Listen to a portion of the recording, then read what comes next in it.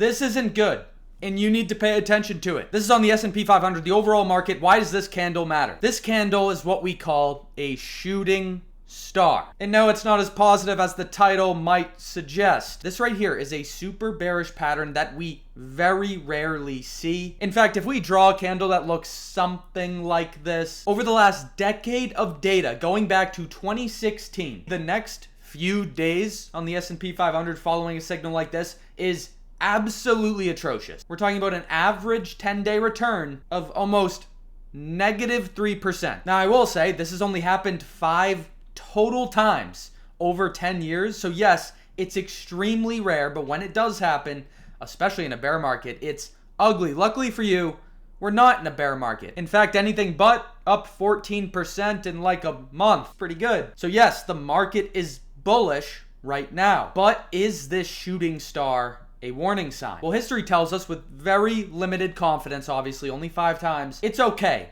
in a bull market. It's really bad in a bear market. The 2 instances of the bear market was during COVID and just about the bottom of the 2022 bear market interest rate hike cycle. Now we're seeing it all the way up here. But remember, this is just a candle. Very surface level data that we're looking at. If we look a little bit deeper, you can still see the put to call ratio is yielding an extremely bearish sign. Weird for a market that's been straight up. That's usually showing you institutions and hedge funds are underpositioned in equities. So this is probably a short-term sign we can look past. Yes, it's eerie that we're down about 0.3%. And history tells us that is usually the case. The next 5 to 10 days, they might be rough, but over the next 30 days, it's usually nothing crazy. For the love of God, use data and give yourself a chance in this market. MarketsPredictor.com. It's your investing, trading AI assistant. Good luck.